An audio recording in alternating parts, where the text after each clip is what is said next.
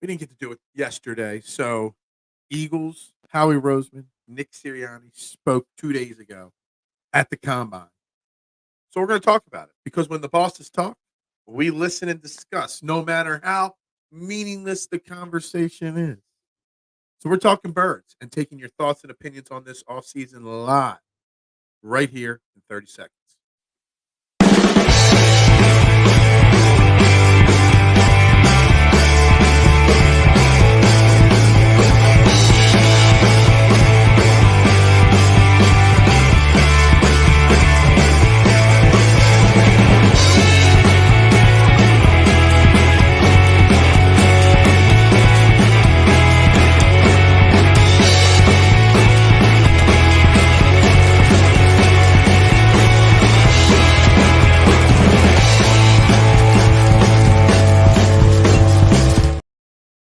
And a very good morning, everybody. And welcome to Trending in the AM right here on Philadelphia Sports Network.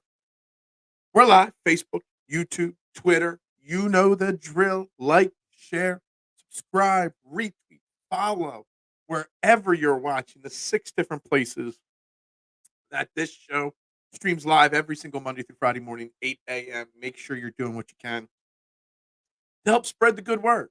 Because this is the only morning show in the Philadelphia sports area. Hell, the only sports show, period, in the area that cares about your opinions more than anybody else.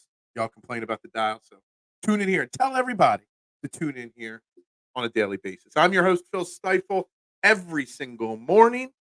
Happy February 29th. It's leap year day, or whatever today's called. Not leap year. Is it leap year? Whatever it is. It's the thing that doesn't happen very often, the extra day of the year. So we're going to spend this extra day of the year doing what? Talking birds. Because that is what drives this city, this sports city. We could continue complaining about the Sixers if you want, but I don't think anybody wants to complain about the Sixers. I know a few of you want to talk Flyers. Bring up your Flyers topics. Phillies, tie in Clearwater yesterday. Sure. We're going to talk some Phillies tomorrow for sure. No doubt about it. But the Eagles are what drives the train. The Eagles are what puts food on the table for everybody. So we're going to talk Eagles today. What is up, Jonathan? Welcome to the show bright and early this morning. But guys, make sure you get interactive with the show. Make sure you drop your comments and questions. And make sure you hit that like and share button. I would greatly, greatly, greatly appreciate that. So the other day, we got the NFL Combine going on. And the other day, Nick Sirianni and Howie Roseman separately both briefly spoke with the media. We didn't really expect to learn a lot during this press conferences. They're not even press conferences. They were just more meetings than anything else. And we got exactly what we expected. Very little of real substance from Howie Roseman or Nick Sirianni. But you can still read between the tea leaves. You can still dissect what they said and try to figure out if what they said really means anything. And they spoke on a lot of different topics, a lot of different things. We're going to start with the James Bradbury and Hassan Reddick parts of Howie Roseman's conversation. We will get into Nick Sirianni, what he had to say about Jalen Hurts, the rumors that Jalen Hurts or that Nick Sirianni treated different players differently. Asinine, stupid thing. And we're going to talk a little bit about the report card that was out there. For as much as everybody complains about the Eagles, I mean, I think most of the players, outside of traveling, the way the Eagles travel, most players do like the Eagles and their facilities and their owners and their coaches. So maybe that's not all as bad as it is. And if there is time, we will dive into PSN Bossman Liam's first mock draft that he dropped on the Phillies Sports Network website later in the show. He did some very interesting things that kind of link to some other topics that I like to talk about. What is up, little G? Good morning. Eagles draft good. We hope so. This Eagles offseason, I've said it countless times on this show. One of the most important off seasons of the last couple decades for this Eagles team. They're right there on the cusp. Is their window staying open? They're a very big window. We were talking last offseason, 5, 6 Super Bowl appearances, 3, 4 Super Bowl appearances, maybe a multiple Super Bowl wins in this window. Now there's a chance that this window's closing, and it might not last as long as we had hoped. But now in this offseason, the draft, free agency, who stays, who goes? So critical. So critical to be able to nail this offseason. And Howie Roseman's got to start. He's got 2 very important pieces or decisions to make right off the bat in Hassan Reddick and James Bradbury on a defense that massively underachieved. And Howie Roseman spoke briefly on both those players 2 days ago when he spoke with the media. First, James Bradbury. He straight up said James Bradbury is under contract and will be on this team. And that is all he said, basically. Question is, what? He's on this team? He's under contract? Everybody instantly overreacted and said that, Howie's not going to move on from James Bradbury. Howie Roseman knows that there's no negotiating with James Bradbury. James Bradbury's untradeable. James Bradbury has an awful contract. He messed up. Doesn't mean James Bradbury's going to be on the team post June 1st. It just means today, on February 29th, leap year, leap day, whatever you want to call it, that James Bradbury's on the team. So while James Bradbury's the comments about James Bradbury surfacely sounded, oh man, that's not what we wanted to hear. There's nothing else you can hear. As opposed to what he said about Hassan Reddick, we really want Hassan Reddick here. He's a huge part of our defense, but I understand he wants a raise. Basically, in the summation, everything that Hassan Reddick was said about by Howie Roseman was all a tactic. If you read between the Hassan Reddick comments, it was literally a negotiation tactic from Howie Roseman. Howie Roseman wants to be able to re-sign Hassan Reddick for as little as possible.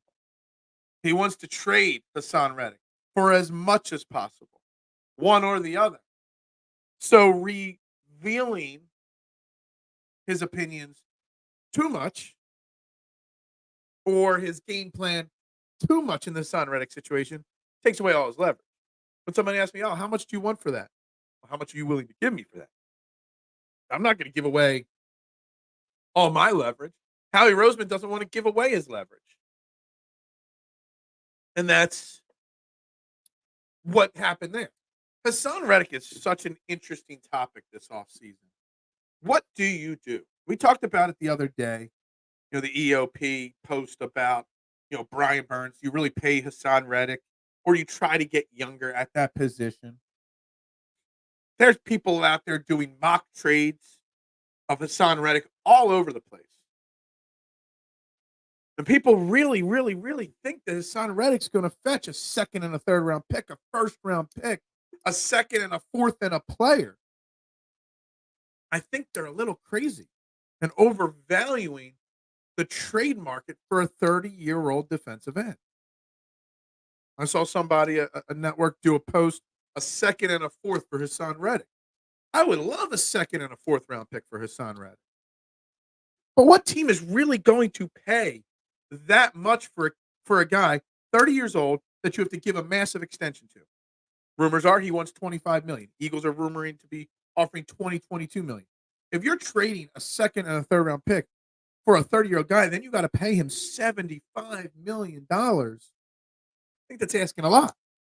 I stand by it that I think a third round pick is very, very fair compensation if you are going to move on from him.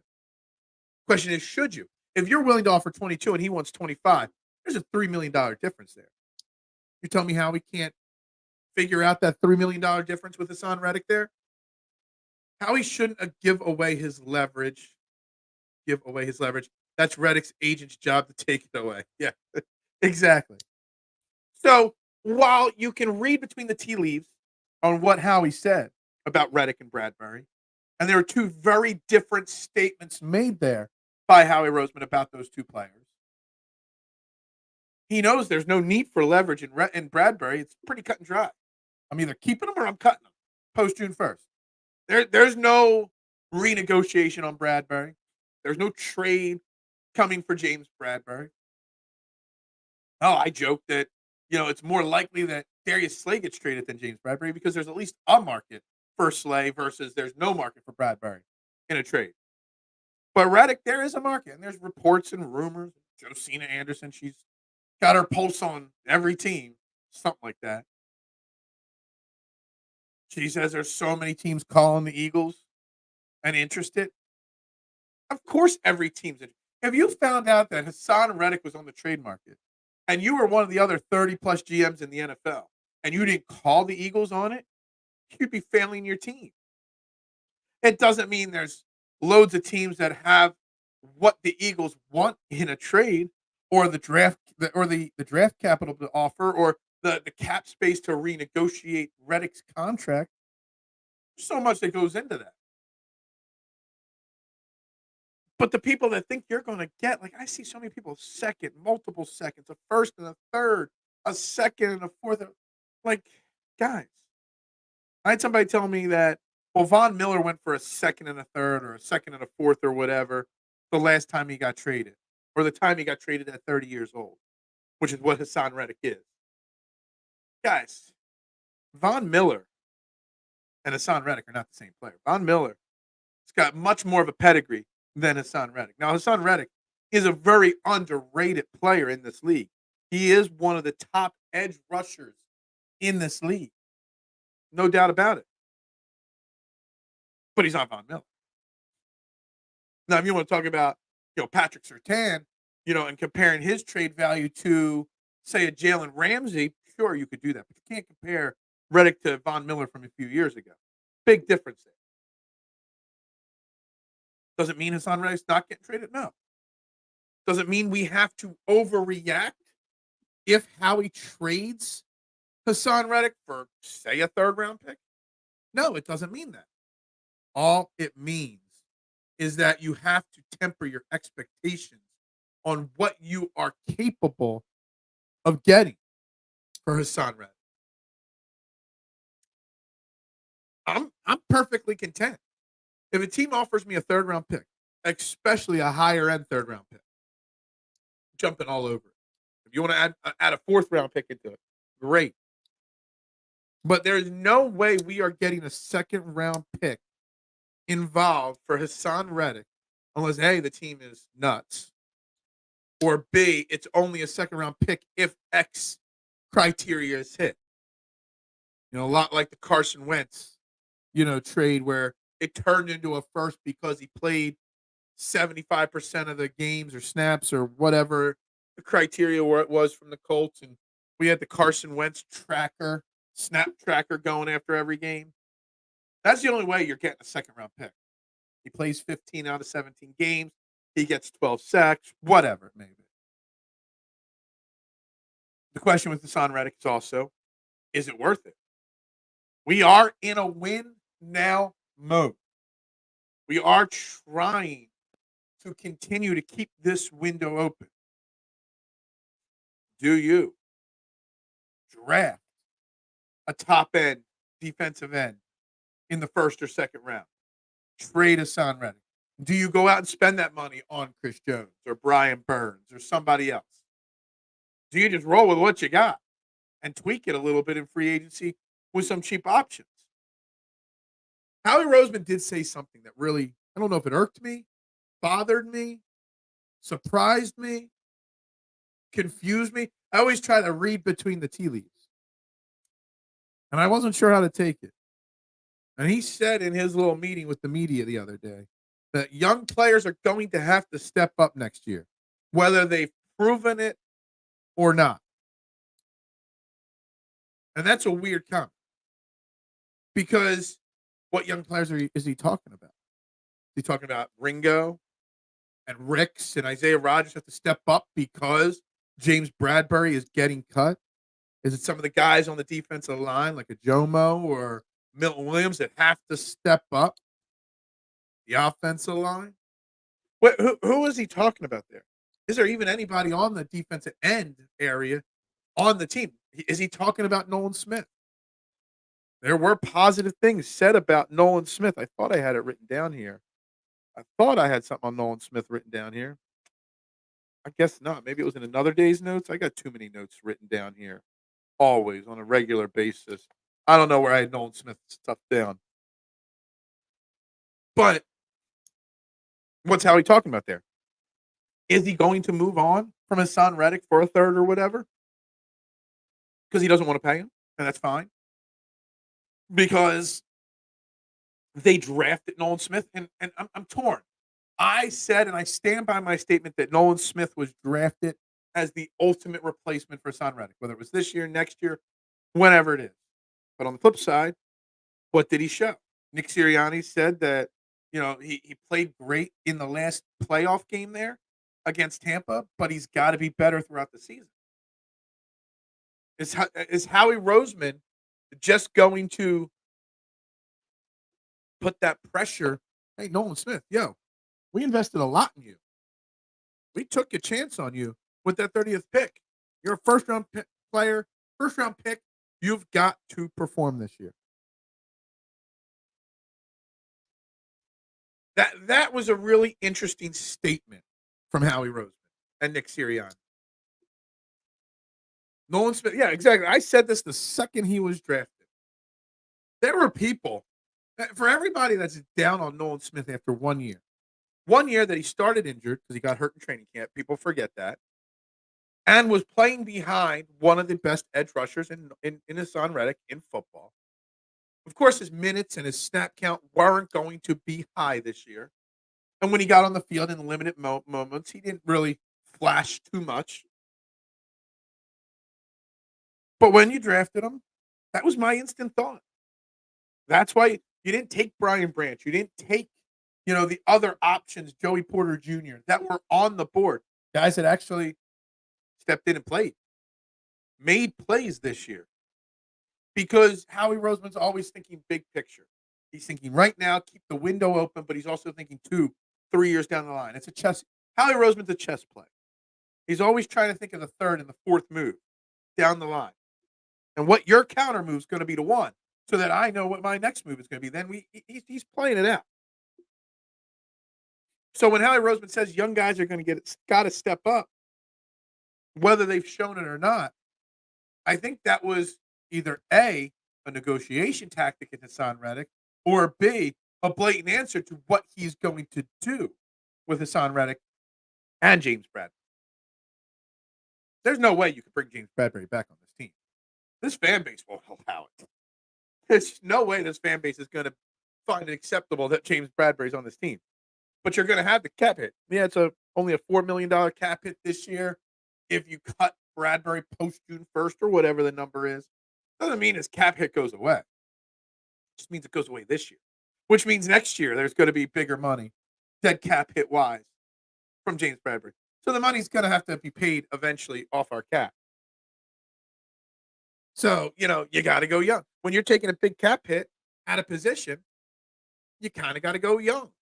It's what they did. They took the big cap hit on Carson Wentz in 2021. Went cheap and young with Jalen Hurts. Just turned out to work out for us. That wasn't necessarily the 110% plan. A little A and a little bit from B. And I agree with you, Doc. It's a little bit of a negotiation tactic, and it's a little bit of a little dart thrown to Nolan. Up your game. Definitely the possibility that it's a little bit of both. So what I'm saying is, everyone's saying that, you can't, Howie Roseman doesn't say anything in these pressers, or Nick Sirianni doesn't. They're very tactical. And when they say things, they say it with meaning behind it. You just have to think about it and digest it a little bit. That's why it's almost good that we waited till today to talk about it versus yesterday when it was fresh in our mind. Because we had a little time to think about it, a little time to digest what Howie Roseman said. But I'm still torn. What is more valuable to this team? Finding common ground with Hassan Reddick to keep him, or is getting a third-round pick more valuable? I don't know. I don't know the answer to that. I don't know how I feel about giving Hassan Reddick a 3-year contract extension. The money doesn't bother me. If you want to pay him 25, if he wants 25, you're at 22, just pay him 25. Make him happy. It's the 3 years. You've got Nolan Smith there. 3 years is a lot for a 30-year-old. Do you go younger? If you're going to invest big money in that position, do you go younger with a Jones or a Burns? Or do you go in the draft where Howie has had success finding guys, where he loves investing those draft picks in those young guys? It's a very, very, very, very interesting question on what's the right plan. I don't think there is a right answer to what to do. Does trading Hassan Reddick change whether the window is open or not? Depends on what you do with that draft pick. It depends if Nolan Smith can step up in any way, shape, or form.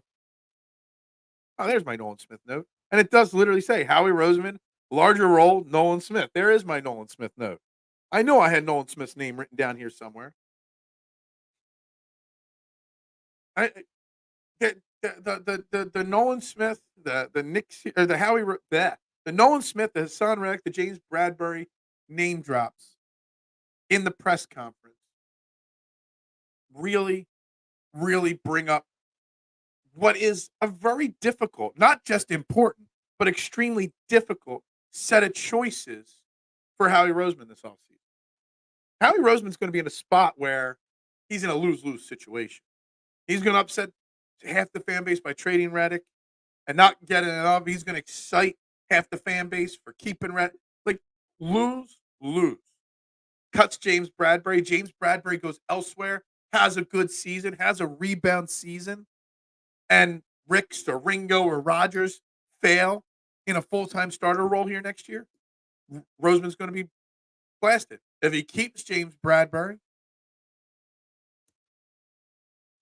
and James Bradbury fails, well, what did you expect? Reddick is a sack monster, no brainer. Stop it. Stop what? I'm not saying he needs to go, Nitro. I'm not saying he needs to stay. I'm saying it's a very interesting theory because you think about what Howie said and how he definitely said things to help in his negotiation. Also, being a sack monster doesn't mean you're getting a first round pick in a trade for him. Very, very unlikely. Is it worth paying him over keeping a third round pick or over getting a third round pick? Is it worth trading him because you guys are three? That's the thing. If it's really a $3 million difference from the reports, he wants 22. Howie's at 25.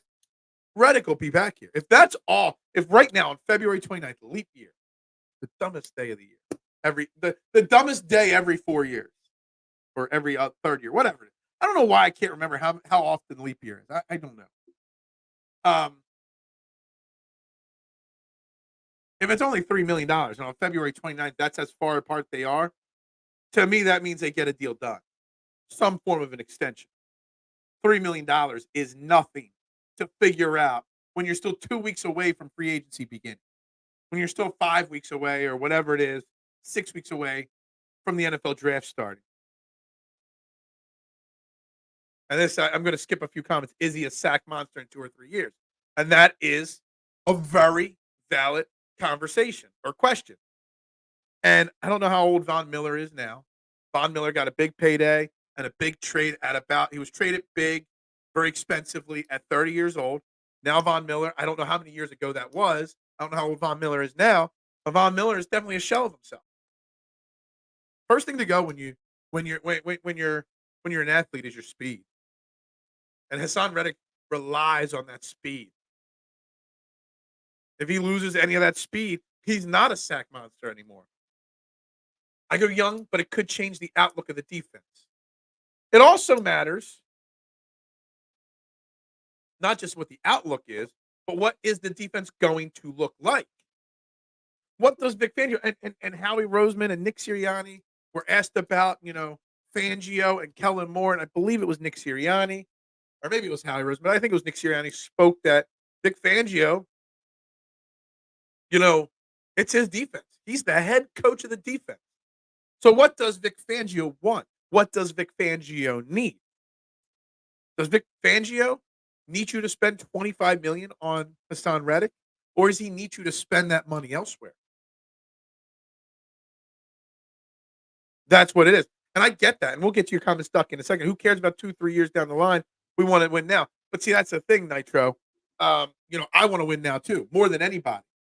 But you can't think of this of what you want. You got to think of the offseason. I always say, not what do we as fans want? What does Howie Roseman think? And that's what we're trying to dive into. What is Howie Roseman thinking? And what does Howie Roseman normally think? Howie Roseman thinks about now, next year, 3 years from now, 5 years from now.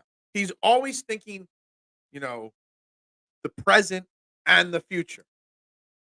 Because if you're not thinking of the future, then you get stuck in positions like James Bradbury having to do the dead cap there. You get stuck in situations where you've got overpriced, overpaid players, and then you're stuck with dead cap hits and whatnot.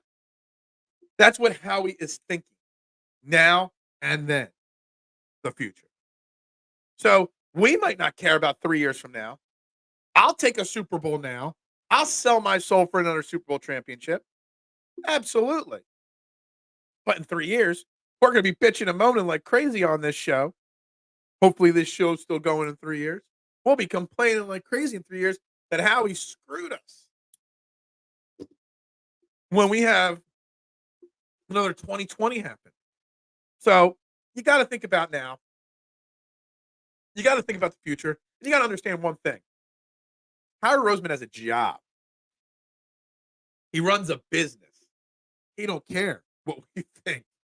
He's going to do what he thinks is best for the team, not what's best for the fan base. He doesn't pander to us like Nick Sirianni does.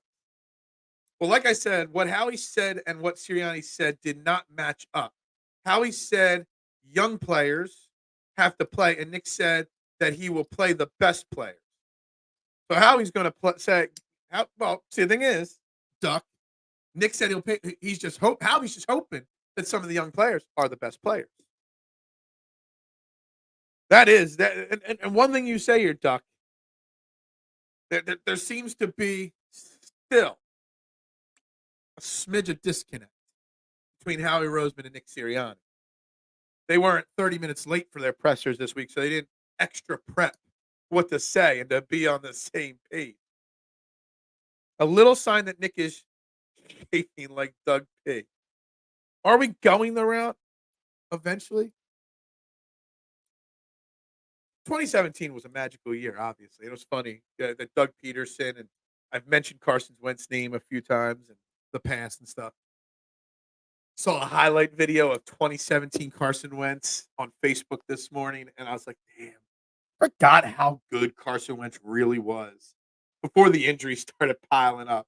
And I always blame the Jadeveon Clowney hit for ruining his career. But realistically speaking, that knee injury, that ACL tear, man, that just slowed him down so much. But are we going in a direction that Nick Sirianni is going to go the route of Doug Peterson? He's going to be out of here quickly because he can't get on the same page with Howie Roseman. I don't know. It's interesting. And Reddick will be age 30, and Nolan Smith has the potential to mimic Reddick, being younger and at a cheaper price.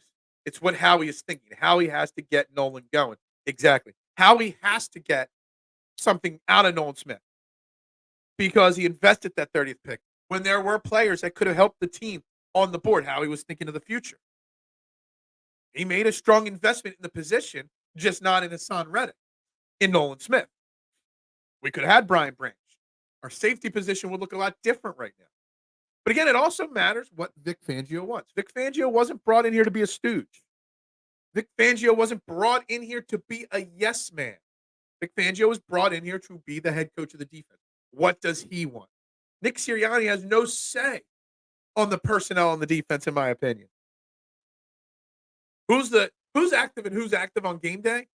Vic Fangio has more say on the defensive side than Nick Sirianni. It's Howie Roseman's decision, but Fangio is second in control of that. They got to get him going. Howie's job is to get the best players. Nick's job is to play who fits best, who fits best in what they want, what Howie Roseman wants them to do, or what Kellen Moore wants to do. Look, Howie Roseman, we criticize him. We used to criticize him. I think he's earned the benefit of the doubt to trust what he is doing on a daily basis, to trust what he does year to year. He has bought a little leeway. He has evolved massively. The fact that Howie told Nick he can play and develop the young guys more is very telling. And I don't understand. So playing the young guys and Howie Roseman's statement that the young guys have to step up is kind of weird to me. Or it tells me Howie's already got a game plan, like 10-step game plan already rolled out. In certain positions, he knows where, because they're going to have north of $60 million in cap space. With the salary cap raising and with the cut of Byers that happens, the eventual cut of Bradbury, a couple restructures here and there, they're going to have $60 million. That's a lot of money to spend. Now, I know a lot of people have money to spend on top of it, just like the Eagles. Oh, Washington's going to have like $100 million. $60 million, is not an amount to sneeze at. I know they got to give Smitty and Dickerson their extensions this offseason, and some of that money goes there. I know that, Howie said that, it definitely was clear as day that they're going to keep Devontae Smith's contract is a lot to happen based off of what they said. But you're still going to have a lot of money to spend. So does Howie already know these are my 3 targets? I'm going to get 2 of them. So the rest of the team better step up. And where is he spending that money? Once his issue is his attitude and refusal to adjust playing style. Yeah. I don't want to make this about Carson Wentz. I was just watching it, and that 2017 year was just so special. His elusive ability, his arm strength, he was just so talented. And then the knee injury happened, and then he didn't adjust, and then the head injury happened, and he just couldn't get over it, happy feet-wise. Philly wins Super Bowl this year and will be forgiven. Nobody will care. So we blow it all this year to win a Super Bowl. No one will care. I get it. I agree. But while we think that we just want the Super Bowl, Howie wants the Super Bowl too. But Howie's got to keep a sustainable franchise running year after year. He can't just think about 2024. He would be such a short-sighted GM if every 10 years he just went all in. Every 5 years he went all in, and that's it. Because odds are only one team wins the Super Bowl, so your odds aren't in your favor. So you go all in and you miss, then you lose your job. So Howie's always got to keep that big picture thinking going. It's a short NFL career. Reddick needs to get the best contract he could give, a hometown discount if he was the O lineman. I don't believe in hometown discounts. I don't, mister. Any athlete that gives a hometown discount, I think is selling themselves short. You get paid when you can get paid. It's business. That's it. But a hometown discount, like if Howie's offering 22, he wants 25, he might give you that million. All right, let's settle on 23.5. That's the max of a hometown discount that you can expect. But he's not going to say, you know what? I'll take 18 so you can build a winner. That would be stupid of his son. Get paid when you get paid. You got to. The head coach would be coaching the OC and DC to get the best from the players. In reality, the OC and the DC should be reporting to the HC. But we know damn well in this current situation that Kellen Moore, and I got there were some tidbits here and there from the pressers, and Kellen Moore is in complete control of the offense. Howie Roseman, or Nick Sirianni, has minimal say in what's going to go on offense. That's how I took the other day. Vic Fangio is if Kellen Moore's got 92% of the offense control to Nick Sirianni's 8% control, Vic Fangio's got 99.871% control. And Nick Sirianni's got 0.1. I forget what number I use now. But you get the point. That's just where I see it at. Bitchy Pooh. Good morning. Salutations. February 29th. I don't know why. I don't know whether leap year's once every third year, fourth year. I don't know. I think it's every 4 years. I think it's like the Olympics. I don't know. Not sure why I can't figure that out. But good happy leap year, I'll tell you. Howie always seems to find a way. He found his groove with his power, and he's really good at it. Howie Roseman has evolved. If you talk about people, and I want to get back to that in a second, but I saw my man Travis's comment here. Look, when's enough money? Enough money. I get it, man. Contracts in sports, man. Ohtani just signed a $700 million contract in baseball. When's enough money? Enough money. I get that theory, Travis. And it's frustrating. It sucks that athletes make so much money. I know. But I try to not think about it. I just think of it in a capsule of what does the sport pay? What does the salary cap say? This and that. Because there's nothing that me and you, there's nothing that the fans can do that will stop the money from rolling in.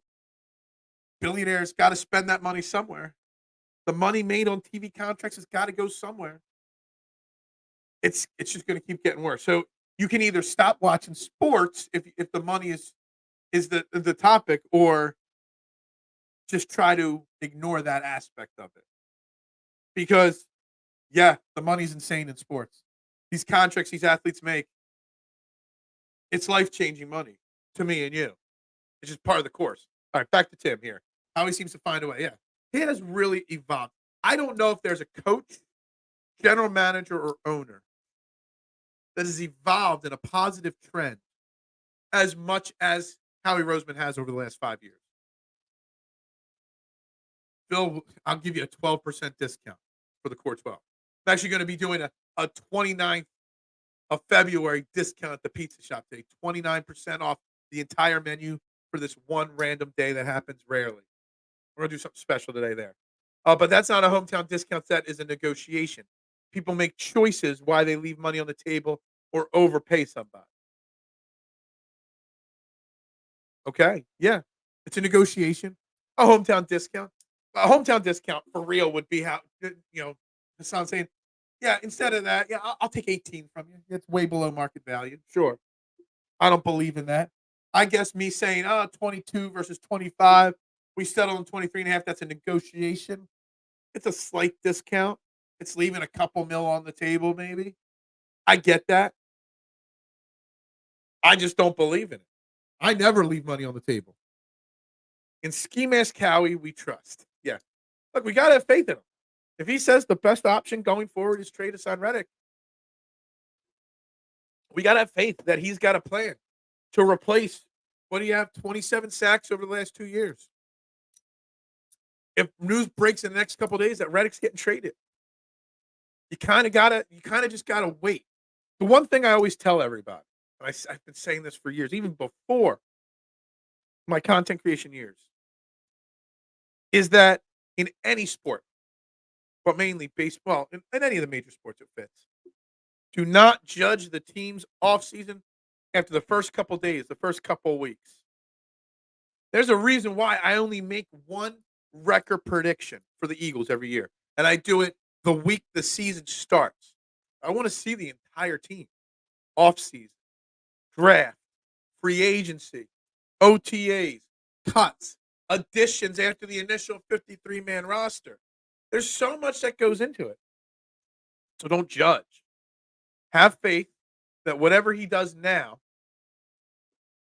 when we're talking record predictions, end of August, beginning of September, that's when you judge and evaluate it.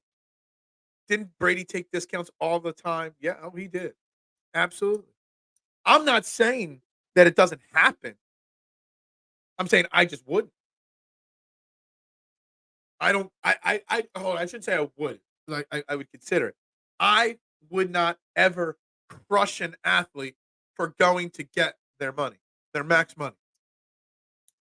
maximizing their value. I would never, ever, ever criticize someone for that. Athletes are different because their careers are capped, so most must make their fortunes in a just lifestyle. Absolutely agree. How many athletes do we see?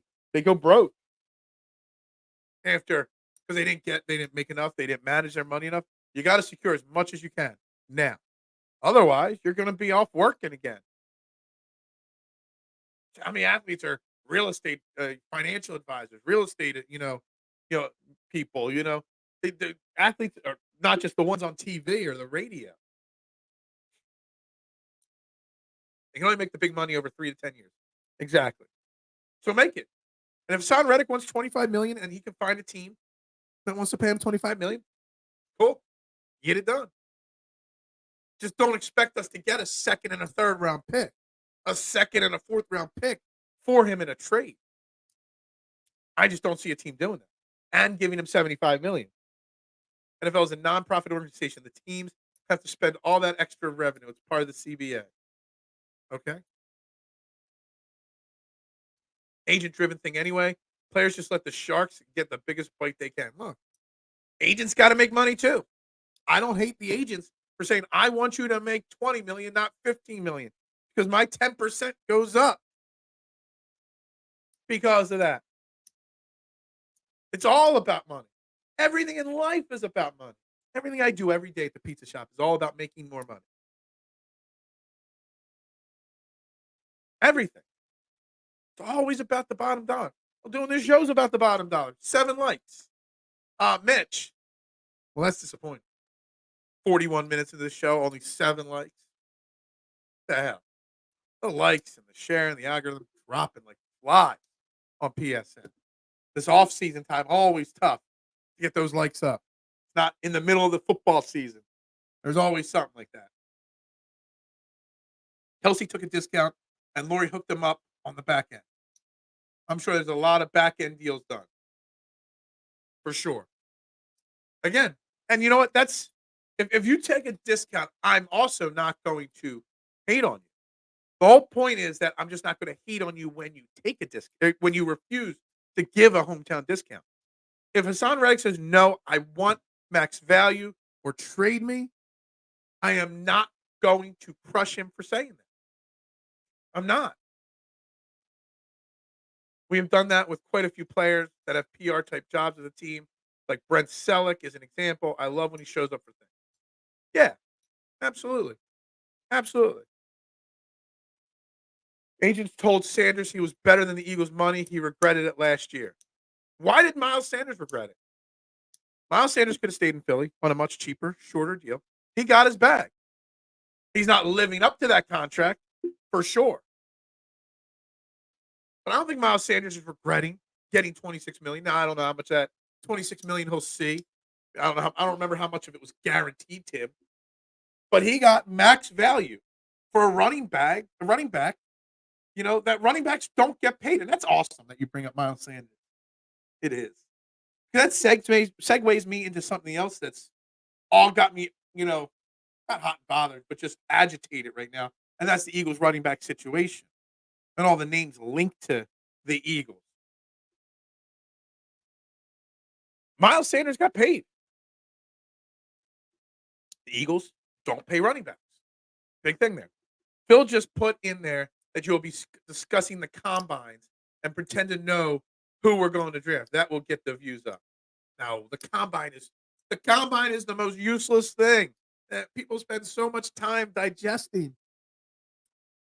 The combine sucks. Today's when the combine really starts up. The real on-field stuff starts happening at the combine. So it's a little bit more interesting. I'm cognizant that the combine is important, but I'm also cognizant that I'll be watching the Cognizant Classic at the pizza shop today, not the combine workout. Just say. Sanders got his bag. Exactly. Good for him. He'll never get another bag again.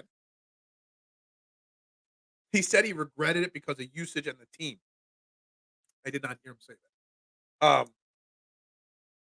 But I'm sure his family is very happy that he got that payday. That was the biggest contract a running back needs to make. It's a shame. It's a shame that's where it is. Booby, agent, found the dumbest franchise in the league. And both the agent and Booby got paid. Save it. Save it. The running back list for tomorrow. That will get your views. Well, no, we got to talk a little bit about the running backs here today. There's always something else that's going to come up in conversation. And we can have this exact same conversation tomorrow and find a way to put a different spin on it, for sure. But the running backs, I saw it yesterday.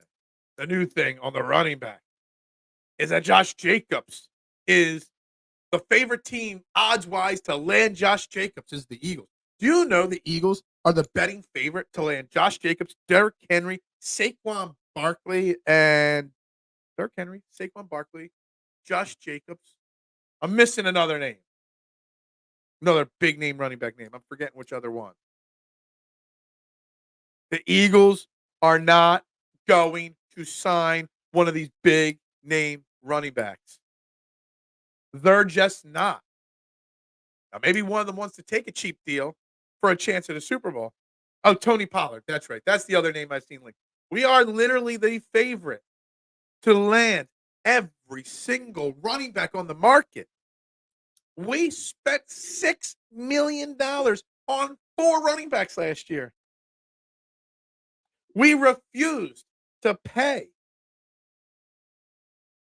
Miles Sanders remotely close to the $26 million after he rushed for almost 1,300 yards and 11 rushing touchdowns in 2022. We let him walk. Whatever. Right decision. But whatever. And we signed 4 guys for $6 million. And people think we're going to bring in all these big name running backs. Guys, it's not going to happen. Nick Sirianni is also already kind of feel like his comments. He commented on Swift. And he said, we would love to have Swift back, but he understands. He basically said, I'm paraphrasing, I understand there's a chance we're not going to have DeAndre Swift. But we've done this before with the running backs, and we know how to make it work. We've been a top running team for how many years in a row? So the odds don't seem like, unless that was another negotiation tactic there from Nick Sirianni, Swift probably won't be back. But we're not getting Derrick Henry. We're not getting Saquon Barkley or Josh Jacobs. Tony Pollard will be linked here because of his connection to Kellen Moore. I don't know what their exact market is going to be. But you're not going to get any of those guys for $2 million, $3 million. What's up, TMC? How you doing today? Pollard somehow you got on that list too. Yeah, Tony Pollard. Man, I can't. A.J. Dillon, now there's a name. You could get him probably pretty cheap. Saw somebody yesterday mention to me Zach Moss. Sure. I can get behind Zach Moss. A.J. Dillon. Backup running backs that have starting potential in a rotation. We still got Kenny Gainwell. Kenny Gainwell will be here. Boston Scott could be here cheap again. Maybe. But to all the people that constantly want to link these big name running backs to the Eagles is just mind-boggling. Like the fact that you can bet where players are going to land and the odds are favored to the Eagles to land all these guys. If you're a gambler and you're betting Saquon Barkley will be an Eagle next year, or you're betting that Josh Jacobs will be an Eagle next year, you are basically gift wrapping money to sportsbooks. It is not going to happen. No, I will eat my crow if it does. I will be utterly shocked if any of those 4 names. I would be less shocked if Howie Roseman gave a 4-year, $26 million deal to DeAndre Swift. Even though that's the money he didn't want to give Miles Sanders, I wouldn't be shocked. I doubt it, but that would shock me less. I would be I'm not saying those 4 running backs are not good running backs. I'm not saying those 4 running backs would not help this team. I don't think Derrick Henry would. He's not the style of runner that we run offensively here. I don't know if he fits next to Jalen Hurts. I don't know. Not saying they're not good or worth money. What the hell was that? Big ass bang outside. I don't. There's zero. Why you would bet this is mind-boggling to me. It annoys me more than almost anything. How is going to get a dude and some dude from the Howie's going to get a dude and some dude from the draft, running back wise. Yes, I'm going to bring up something else running back wise in a second. I want to catch up on a couple comments here. Everyone in Philly was slobbering over Derrick Henry. I was not. I brought it up as a topic of discussion, but I never said I wanted Derrick Henry here. To me, Derrick Henry is an I formation, quarterback under center, bring in a fullback or a blocking tight end, and run. That's not what the Eagles do. I don't even know if Jalen Hurts can be under center 70 times a game. It might make him worse. Nyheim Hines, I don't know what that is or who that is. I think if it's a football player, you might have some letters spelled wrong. I don't know. Gainwell would be the running back room's old man next year. Maybe. Swift did fall into our laps because Detroit reached to grab Jamar Gibbs in the first round. Jamar Gibbs has turned into a good running back. I just don't know if he was that top 20 draft pick level. But yeah, he fell into our laps for sure. Howie paying more than $3 million a year for a running back, and none of those names that are linked that are betting favorites to come to Philly, none of them are signing for $3 million. Even if it's a 2-year, $6 million deal, none of them are going to do that. No, not happening. Zach Moss, I already brought his name up. I do like the idea of Zach Moss. Zach Moss, sir. A.J. Dillon. It's like the Rashad Penny, what he was originally before DeAndre Swift supposed to be. A cheap 1-year, prove-it deal kind of guy. And I'm perfectly fine with that. I think Zach Moss was hurt a little bit last year. I don't know how seriously. There's a name that works too. Foreman works. Those people linking big money running backs to the Eagles don't know the team. Well, you would think sports books would know. Sports books don't want to set odds that is going to cost them money. By setting the Eagles odds, there can't be an idiot that would be betting the Eagles. But if they set Derrick Henry to plus 200 to the Eagles, and I don't know, pick a team that needs a running back. The Cowboys at plus 400, who need a running back. People are going to dump on the other team because it makes no sense. It makes no sense. People are not thinking this one out at all. Phil someday should move something in his room. I thought about taking down the jerseys. I think we need more light in this room. The lighting doesn't always seem good. I thought about moving some of them. I got some other pictures and stuff in another room in my house that I want to, show that are really cool. A really cool Harry Callis thing that I want up in the background. Blake Corum to the Eagles. Who? If he's a draft pick, I don't know who he is. So yeah. The Eagles will not spend big on running back. They just won't. There is no way the Eagles will pay big money to a running back. Get that through your head, people. Every writer, every reporter. It's not going to happen. And if it does happen, it will utterly shock me. And, Liam, big boss man here at PSN, the leader. You guys love Liam. He released yesterday, PhillySportsNetwork.com. Check it out. His first mock draft. And I don't get into mock drafts because I don't know these guys. Maybe we'll run one or two here or there for fun, for content reasons. But I don't know these guys very well. But he proposed what I thought was insane too. But it's more realistically an option to happen in theory than any of these big names. They're not going to sign Henry. They're not going to sign Josh Jacobs. Somebody did tell me that maybe, just maybe, because there's so many other big name running backs on the market, not better running backs, big name running backs on the market than DeAndre Swift, that maybe Swift's market dries up and maybe Howie can find a price to keep him here in Philly. Which there's a thread to pull on there, for sure. But Liam in his first mock draft, amongst a lot of things that happen in it, and I don't agree with his mock draft. I don't disagree with it. I agree with some of the positional targets in it, is what I'll say. But in his mock draft, he has them trading the 50th pick in the second round, which is another trade that gets us back another third-round pick or second-round pick. He has us trading the 50th pick, I think a fifth or sixth-round pick, and Jack Driscoll, which Howie's got Jack Driscoll being traded. He's not under contract, so I guess he's got him in like a sign and then trade kind of situation to Seattle for Kenneth Walker. Kenneth Walker kind of went from the lead guy to a split guy. He's young. He's only played 2 years of his rookie contract. Very talented. Now, I'm not trading the 50th pick for Kenneth Walker. But Howie Roseman's more likely to. What did we trade for DeAndre Swift? It was a third rounder, right?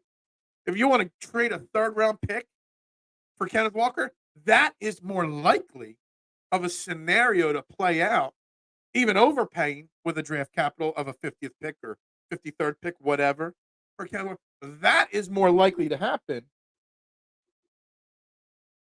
than paying big money to any of these guys. Phil literally watches. I literally don't watch college football. I might have watched 5 minutes of the championship game. K1. I don't watch college sports. I can only watch so much sports to begin with. I watch every Eagles game. I watch almost every Sixers game. I watch some of the Flyers games. I watch almost every Phillies game. I try to watch TV with my wife. I try to watch stupid TV. I try to watch wrestling sometimes. There's only so much time to watch. I watch a lot of golf because I got Fairway to Heaven. I'm very cognizant of the fact that I don't watch college football. I also don't watch much college basketball. When we get closer, tomorrow's March 1st. Means March Madness is almost here. I can't believe February is over. This year's 2 months over already. Yeah, we'll talk March Madness on the show, but I'm going to have to bring somebody on as the expert to talk about it because I don't know any of these kids. I don't know anything about any of these teams. Is Butler still big? Is Gonzaga still always the March Madness darling? I don't know. I couldn't even tell you who was in the top 10 in college basketball right now. Honestly, thinking hard right now, I'm not sure I know who was in the college football championship game. Like, I just can't watch every sport in college football and basketball. Got put on the back burner. Swift is mid. I don't know about that. Who Phil won? I want DeAndre Swift back. Sure, I'd be happy with that. Jalen Hurts is a good investment. He plays every game. We don't have to worry about message, parlor, shenanigans. I'm not sure why Jalen Hurts being a good or bad investment is being brought up here by you, mister. But of course he is. I know Coach K doesn't coach at Duke. I know a smidge about Duke just because of my time at DSM Media and my boy, Scotty, who I love Scotty and I love Dylan. They're great. Oops, I think Scotty's sick. Hope you feel better, buddy. He's a big Dookie, and I hate Dookies. I don't know. Duke fans are like Cowboys fans and Yankees fans, so I do know that Coach K doesn't coach there. That's one thing. And I know Jay Wright is still not coaching at Villanova. I know those things. Gonzaga's. What is Gonzaga's anyway? I don't even know. Phil, Mista is just taking a dig at Watson. The message. I was so focused on the Jalen Hurts is a good investment. I didn't notice. I wasn't even picking up on the massage parlor shenanigans. I get it now. I get it. Well, yeah, the Deshaun Watson thing wasn't a good investment. Cleveland clearly regrets that already. They've got to regret that. There's no way in my mind they don't. I like Gonzaga. What is a Gonzaga? Like, what is Gonzaga? I don't know. Look, I don't try to pretend to know everything about everything. And if I don't know, I either don't talk about it, I rely on your guys' opinions, or I bring in a guest expert. College sports is just where I draw the line. I'd rather watch more Flyers. I'd rather talk more Flyers than watch all this college film. Got to be a point where you just say enough sports is enough sports, isn't it? I mean, you can only watch so much in a day. College sports. And you know what's funny? Like, at least like Sports Center used to be such a big part of my life. Watching Sports Center every day in the morning, watching Sports Center at night. Sports Center's not just Sports Center anymore. It's not like the days where it's just highlights and information. It's more like a reality TV now, SportsCenter on a daily basis. It's too focused on the Lakers, the Cowboys, and the Yankees, and not enough focus on just each game.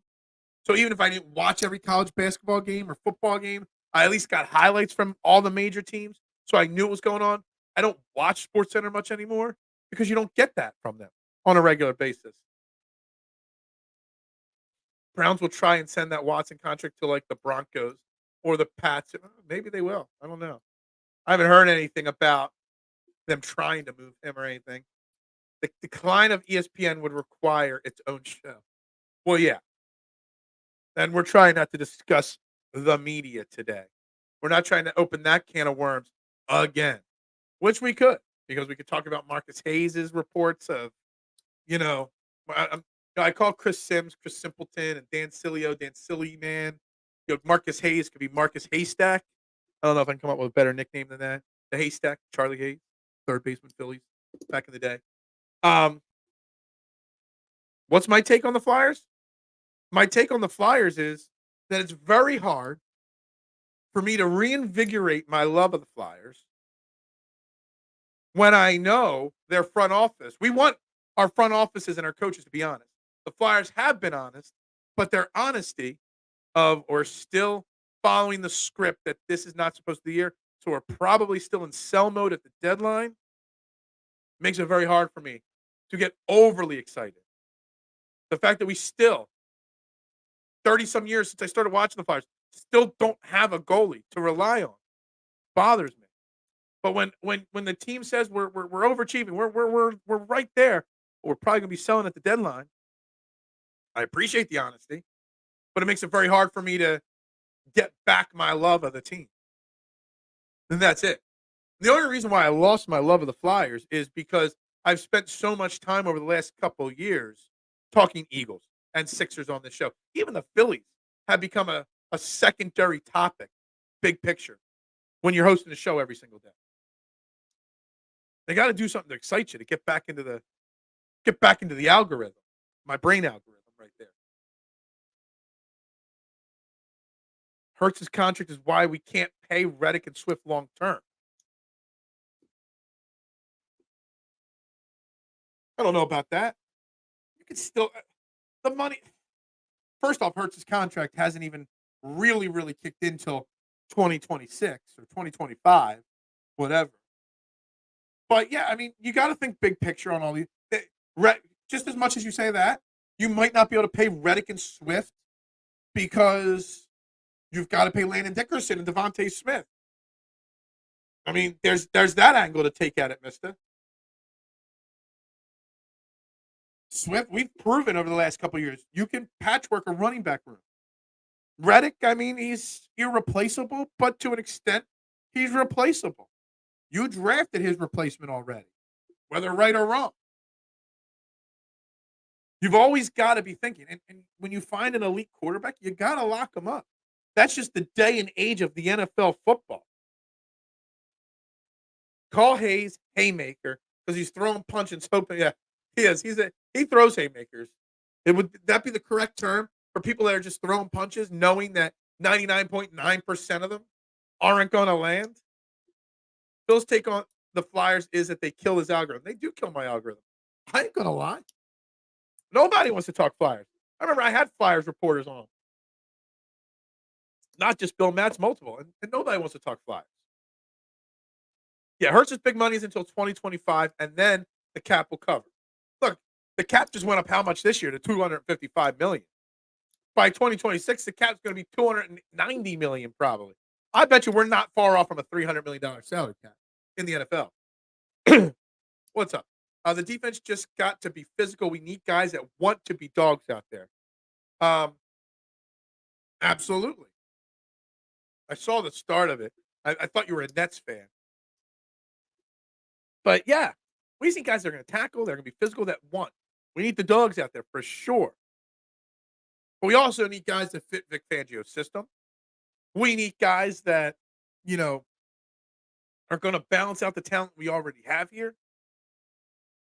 Howie's got his work cut out for him. Weren't paying Reddick anyway. He's aged out. Yeah, it's like one thing. It's one thing to pay a little bit to keep Brandon Graham here for his career. So if Kelce wanted to come back and you've got to commit money, and there's another thing: Brandon Graham and Hassan and Jason Kelce, you got to keep cap space around in case they say they're coming back. That's one thing to want to keep Brandon Graham in Midnight Green for his whole career. One more year, I get that. But Hassan Reddick's been here for 2 years. Great.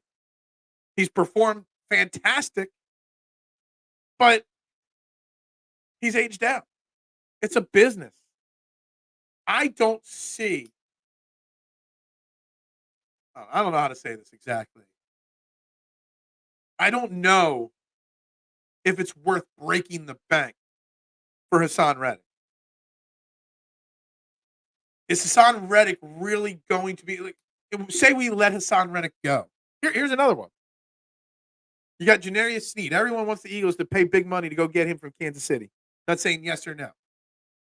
But would you rather go pay a lockdown young cornerback massive amounts of money or $25 million a year for 3 years to Hassan Reddick, who's already 30 years old? It's a big question. I don't know. But the whole thing, back to the Hassan Reddick point, that bothers me is the people that think we're getting first and second round picks for Hassan Reddick. It's just not going to happen. I saw somebody do a mock trade yesterday or today, I forget when. It was Reddick and our third round pick for another team's better third round pick and a fourth round pick. So basically a third round pick swap and a fourth round pick. That's more realistic. That's not enough, but that's more realistic than the people that are saying we're getting a first and a fourth or a second and a third straight up for Hassan Reddick. That's not realistic. That's the point on Reddick. Everyone was projecting 15 to 18 million increase, and they got the 30 million increase. I and many NFL nerds are coffee seeing that. The money in the NFL, I mean, love or hate Roger Goodell. I've said this countless times on this show, Duck, for years now, that love or hate Roger Goodell. And I can't say that I'm a big Roger Goodell fan for certain disciplinary philosophy reasons he has. But love or hate him, the dude prints money for his bosses, and his bosses are the owners of the NFL. And the salary cap continually can go up the way it is because of what Roger Goodell does with his job. Again, can't stand the guy. Can't say that I agree with all his decisions. But as a business owner, if I had $50 million a year to spend, I'd hire him to run my pizza shop because the guy just prints money. Plain and simple. What happened to my mouse? There it is. Howie always pushes money down the road. If he resigned Reddick and Swift, he would backload most of the money in 2025-6 season. Yeah. He always kicks it down and occasionally, once every 5 or 6 years, that catches up to him. It is what he does. That's why we always are in the top in dead cap hit every single year. Is it because that's how Howie does business? But yeah, Jalen Hurts' contract will kick in at that time, but also the salary cap might be up to $300 million by that time. You deal with that in 26. Huh. I'm reading it in my mind before I say it out loud. Because there was a question yesterday that got me stumped too, and I forget, not from you, from somebody else, Maddie. But are the Eagles closer to a Super Bowl championship or picking in the top 5? Somebody said something about, are the Sixers, closer to getting out of the second round, or I forget what the other option was. There was a tough question yesterday. I don't think my answer is hard to come up with here. I think they are closer to a Super Bowl championship right now than picking in the top 5 in the draft.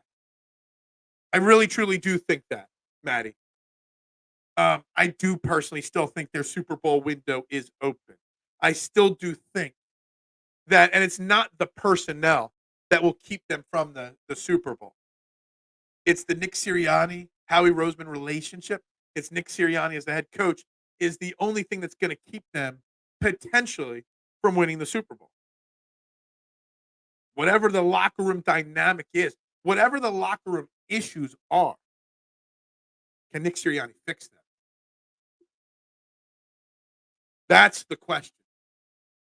And even if he can't, there's enough talent on this team. Say Nick Sirianni, there were people saying, "Oh, you give him 5-6 weeks in the season, then you decide whether to keep him or not, or you fire him at the end of the year, whatever." Even if you fire Nick Sirianni week 6 next year, or you fire him after next year because of another bad season, and let's think about it. Hindsight's 2020. Yeah, we had an awful collapse, and it was a bad season. We were 11-6 and made the playoffs. As bad as last season went, we still made the playoffs. So even if this year goes bad, it's not going to go bad enough to be in the top 5. Next year, 2025, you still got enough people under contract. That this team is not anywhere near that. And look, Howie Roseman's not going to let them fall too far, too frequently. So I got to think that their Super Bowl championship window is still open. Now, it might not be a six-year window like I thought it was, but it's still open. And even when it closes, he doesn't rebuild, he retools. There's a huge difference there. And you might see a 2021 season occasionally. But that's it. Absolutely agree. I do agree with that. It took me a second to think about it and to process it. But yeah, I agree with it.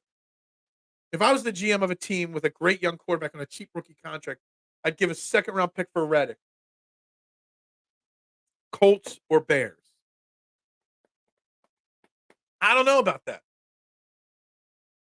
Maybe the Colts, because the Colts are closer. The Colts were a borderline playoff team. I don't know about Anthony Richardson. I don't think Anthony Richardson has proven anything to prove of anything. You know what I mean? The Bears are so far removed from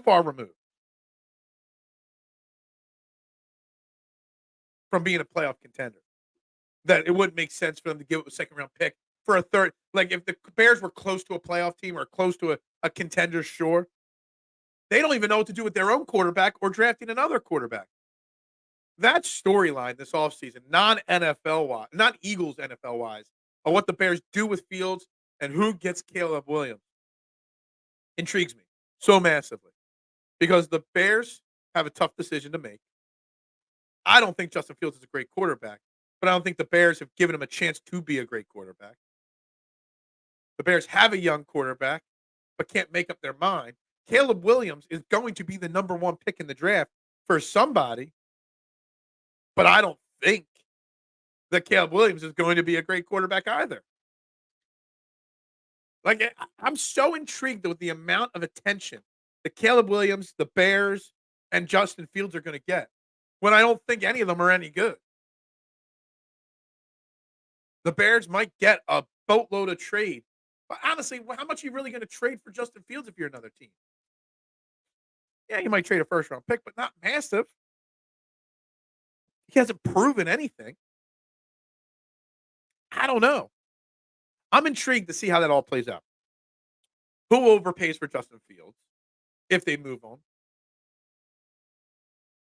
Or do they move that pick and keep Justin Fields? And who overpays to get Caleb Williams? It is such an intriguing thing to me because I think whoever does business with the Bears with that pick or with Justin Fields, both teams are losing in that situation. Last season, coach killed the offense and lack of defensive backs. Talent killed our defense and stupid coaching drama caused by Nick and Howie. That's the only thing that's holding us from a Super Bowl right now is the drama. We need to get rid of the drama.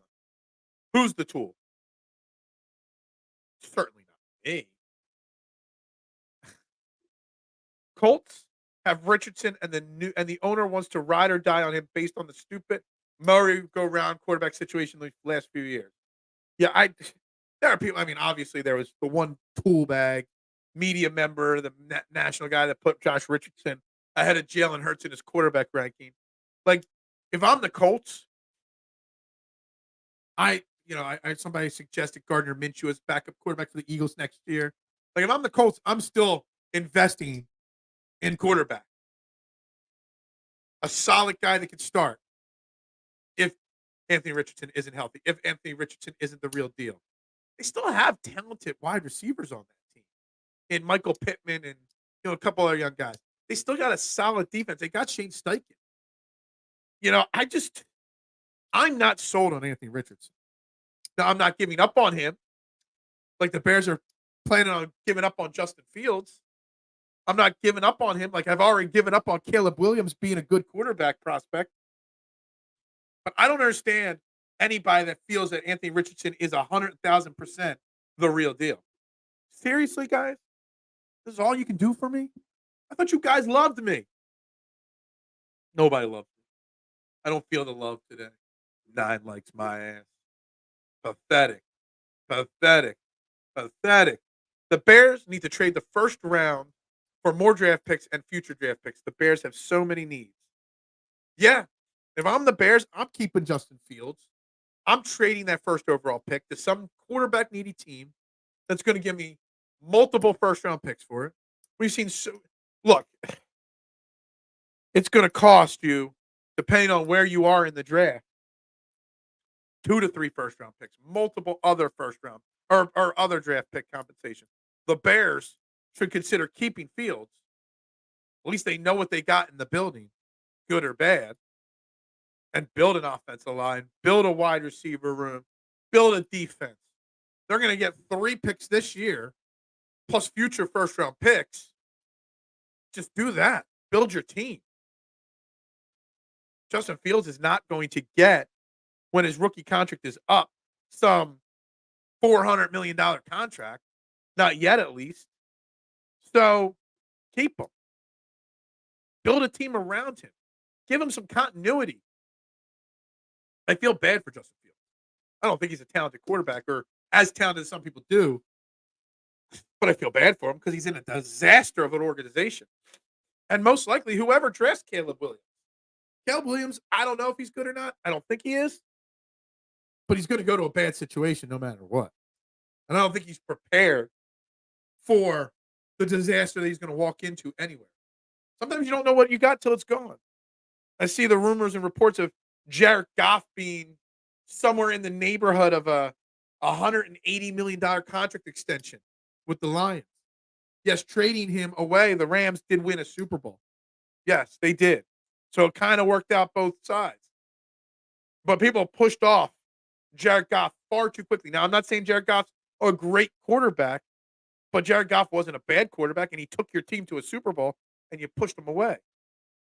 And now he's in Detroit helping turn that organization around, and he's going to get a big payday out of it.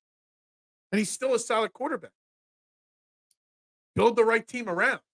The Lions went ahead, got a lot of draft capital for Matthew Stafford and a quarterback, hit on every draft pick.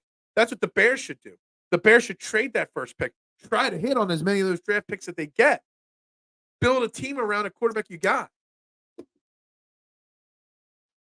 Colts can get a second for Minshew Mania.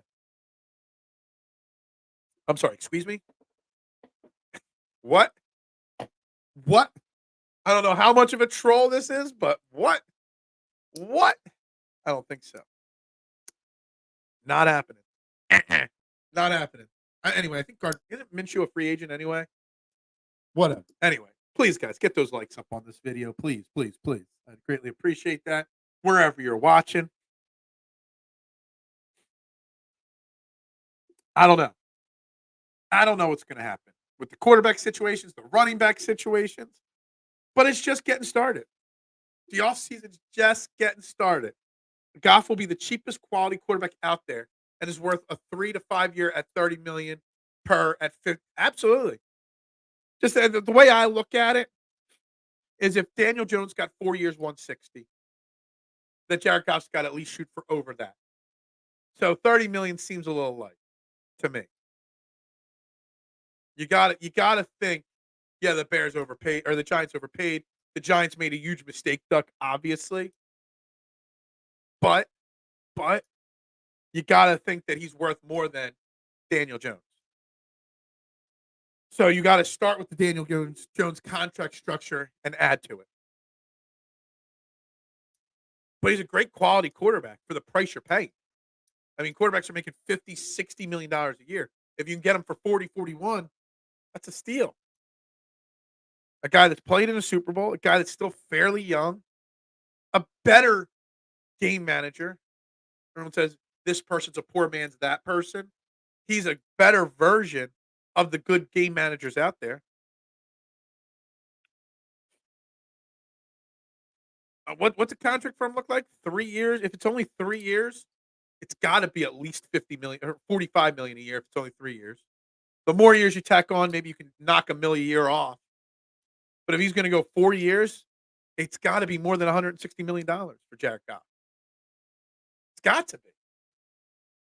Everybody's always willing to move on to the next quarterback. Sometimes when you get a solid quarterback, you lock that quarterback up. It's a quarterback-driven league. You've got to have at least a solid quarterback that can do his job, can lead his locker room, not make mistakes, be a good front man for the organization. Jared Goff's all those things. The Lions lucked out. I mean, I've already seen all the different players that they've drafted using picks that they got in that Stafford deal. The Lions have knocked it out of the park. They really have. Really, really have. So, I mean, I'm not saying the Lions are going to win a Super Bowl. The Lions are going to be a competitive team. They're going to control the NFC North for a few years now. I mean, the Packers maybe are on the climb. I'm not sure if I'm sold yet on them. The Vikings are about to tear it down. Oh, the Vikings are talking about trading Justin Jefferson, which I don't know why they would do that, but maybe. The Bears still stink. We've just talked about that. Cousins has made a career from that. He keeps making bank being quality, not big game. But I would take Jared Goff 100 times over Kirk Cousins because at least Jared Goff has gotten his team to a Super Bowl. At least he's actually won some big games. Kirk Cousins has never won a game in his life that meant anything. Caleb Williams needs to avoid Chicago. Too cold and windy in winter for a guy from USC. Chicago better draft than J.J. McCarthy moving down the first round. No. I don't know. I think Chicago's better off trading that pick, let somebody else take that project. But Caleb Williams, Washington. I think I read yesterday that 9 different teams have already met with Caleb Williams at the Combine. Washington, New England. There's a lot of teams that could use a quarterback right now. Most of them are in pretty shitty situations. The only thing with Washington is if they draft Caleb Williams, if they make a big trade, they've got north of $100 million probably after cuts and restructures to build a great team around him. That's the cap. The players like Nick, we just had a big losing stretch at the end of the season. Nobody knows why, but the players y'all keep trying to put blame on Nick. Pushing narratives. I ain't pushing narratives. Just discussing. Goff is big game ready. Absolutely. What's up, Drew? Haven't heard from you in a while, my man. Take Harrison within a Marvin Harrison Jr. Now there is a bloodline player in the draft that can live up to the bloodline hype. Where again, Liam's mock draft, which we really didn't get into it much. Maybe we'll kick tomorrow's show off because we're up against the clock here. You know, we'll get into his draft, his mock draft 1.0 maybe tomorrow. But Marvin Harrison Jr. definitely fits to live up to the bill, maybe be better than his father. Jeremiah Trotter Jr., I don't know. I'm still stuck on this Trotter thing. Unless you can get another wide receiver in a deal. Hey, Marvin Harrison Jr., from all intents and purposes, everything I've read, not counting like offensive tackles or defensive linemen, those trench pieces that people always draft early in draft. I think Marvin Harrison Jr. has got a higher ceiling than any quarterback in this draft, any cornerback in this draft, any skill position in this draft and quarterback. Marvin Harrison Jr. is probably the best of them all. He might have the best career in this draft, in my opinion. Unfortunately, he might go as a rookie to a team with a really bad quarterback situation. The Eagles probably met with Caleb Williams just to do due diligence to see what type of quarterbacks are coming out of the college game. Yeah, everybody's got to do due diligence on everybody. If you're not doing due diligence as a general manager, as a scout, as a player personnel type guy, you're not doing your job. And out of the 9-10 teams that already met with Caleb Williams, publicly known-wise, maybe 3 of them are really in a realistic spot to even get him. Because not only you got to need a quarterback. You've got to be able to afford the trade to get that pick from Chicago. 3, you got to be able to willing to risk all that for Caleb. There's so much that goes into it. So much that goes into it. I don't know. Something about Caleb Williams has rubbed me the wrong way personality-wise. I can't say that I've watched any of his games. I've seen some of his highlight clips. I just don't know if he's mature enough to invest so heavily that you're building your franchise around this guy. I'm just not sure. And a lot of these teams that need quarterbacks that are going to take him are not in a situation where they've got the leadership in place on a team to be able to groom him properly. You go to Chicago, you go to Washington. I mean, they're train wrecks. Train wrecks. We're going to be playing one of these quarterbacks 2 times a year. Justin Fields or Caleb Williams, you're saying, basically. Because Washington's going to end up with one of them. Washington fans are all up in arms, excitement, because Josh Harris is at the combine with management, meeting with these players too. They think Josh Harris cares. Washington fans are so funny. It's so cute to watch Washington fans get excited about Josh Harris. Just because they had Daniel Snyder, dumpster fired, bad word after bad word, Daniel Snyder. They're so excited. It's so cute how Washington fans get so worked up about Josh Harris. He's not a top 5 pick in my eyes. Reason why USC lost all their games was because of Caleb Williams. Yeah, Drew, you might know more about college football than me. I don't know. Just the interviews I've heard of him, just things I've heard, comments about him. I don't think he's mature enough to be put in a situation. Now, is there a team like, just say hypothetically speaking, Aaron Rodgers, you knew had 1 year left and that was it, and you're going to draft him and put him behind. Aaron Rodgers was a good mentor type person, which he's not, and you wanted to draft him to sit a year behind a legend like that. That's fine. Tom Brady was still playing somewhere. You want to draft him to put him behind that? Sure. San Francisco knows they're not going to keep Brock Purdy, and you want to put him in that system where he can just sit and learn? Fine. But you're not putting him in. He's not going to those situations. He's going to go to a dumpster fire team, and he's going to have to carry a franchise when he's not mature enough to do it. And that just happens all the time in the NFL.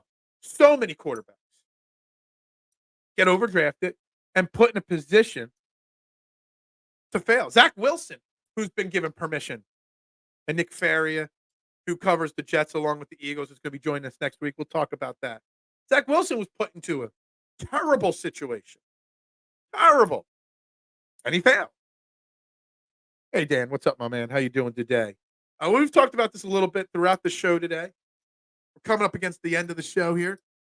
But what I think everybody thinks we're going to get for Reddick, Dan, and I'll summarize what I've said all show, people thinking we can get a first or a second and a third. It's not happening. We're going to get the max we can get is a 3rd-round pick. Maybe with some incentives that it becomes a second if X and Y are hit. But Reddick is not going to fetch you a lot, which says, is it worth taking a 3rd-round pick or paying Reddick? That's what you have to determine. We're not getting a second. We're not getting a first straight up for Hassan Reddick. It's just not going to happen because whoever trades for him has to then pay him. And they're going to hold out. Hell, I saw somebody hint that Reddick could get just cut straight up if we can't work out a deal, trade or contract. Now that I see very unlikely, but I can see him holding out. Howie gets a first from Tennessee, book it. Tennessee, Atlanta, teams, or New Orleans, teams he's scammed in the past. They should just not answer the phone when he calls. Guys, we got to start the wrap-up process there. We didn't even cover half the things on my Eagles list today.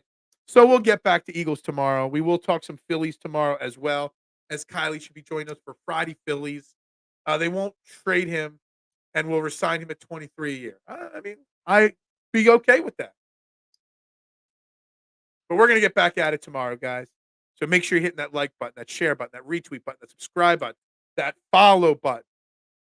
Make sure you're tuning in live, 90 minutes every day, 8 a.m. to 9:30, right here, Philadelphia Sports Network. I am your host, as always, Phil Stiefel. Have a great Thursday. Have a great leap year day today. And we will see you guys tomorrow in March. And always, guys, go Birds.